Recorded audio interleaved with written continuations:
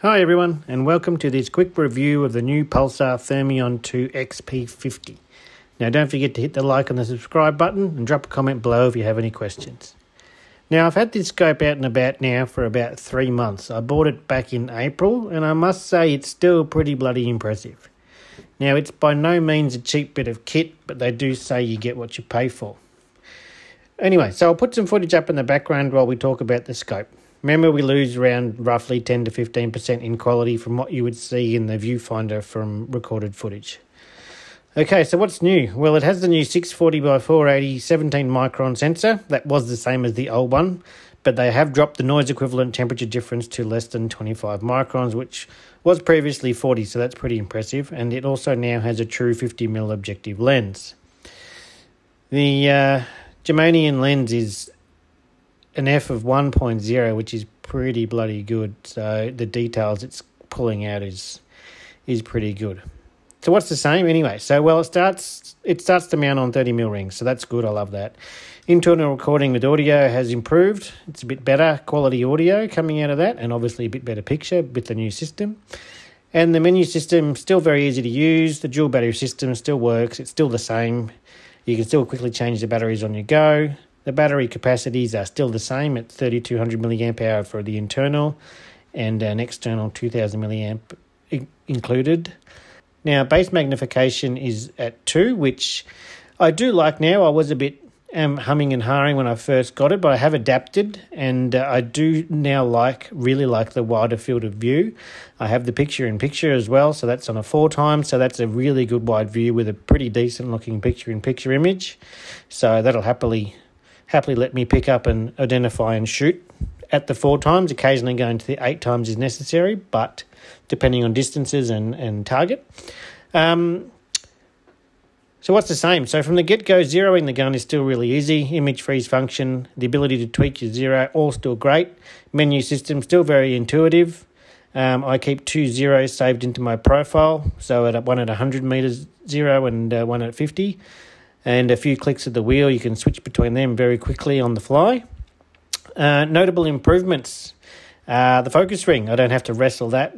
End up on the floor wrestling my gun, trying to get that focus, but that's a lot easier to adjust than the previous model.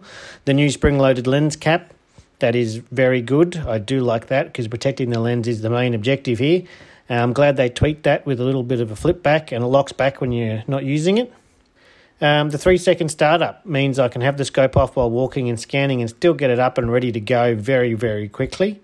Very easy to use record and the zoom buttons at the front there, the 3 buttons that you use the most. Now in the specs, we have a claim detection of about 1800 meters. Now, so what does that mean? Well, it means I know there's something there, but I have no idea what it is. Identification, depending on the target, will be from, say, 2 to 500-ish meters, I would say, depending on the conditions, the size of the target you're hunting, and also how good you are identifying animal movements over distance. So this will vary a bit, but it is not anywhere near 1800 meters. You won't be shooting at that far, and if you are shooting, you'll be shooting at a blob. I could happily ID a fox at, say, 250 meters, but most of my shots on foxes would be well below the 200 meter mark. Thermal means I can get closer, and I do get closer every chance I get.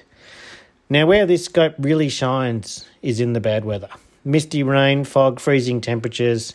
The ability to see the minor temperature difference means that in the poorer conditions where your other scopes are a fair bit washed out, this one still gives you that clarity identifying and shooting safely. So that is a big win in Victoria, Australia. So especially in the current weather we're having now. Now, on that point, one thing that is very handy is the layout of the front buttons. They are very easy to use, and the menu system being the dial and button means I don't actually need to take my gloves off to adjust and take shots. So that is a very small victory, but I will take it in this crappy weather we've been having lately. So that's pretty positive. Unfortunately, the only thing that really lets this scope down is the app. It is a piece of crap.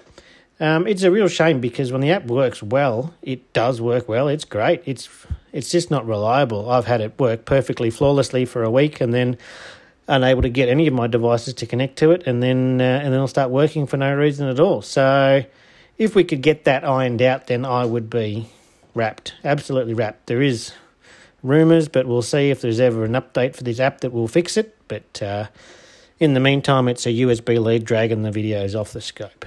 So in conclusion, let's cut to the chase. It is an expensive scope. Is it worth it? I think it is. Don't get me wrong, there's cheaper thermal scopes available even in Pulsar's range and other brands that will do the job. But Pulsar have got everything bar the app sorted. They make a very nice product that does the job over and over again. When I turn around and I want to sell it, people jump all over me, which means it holds its value really well.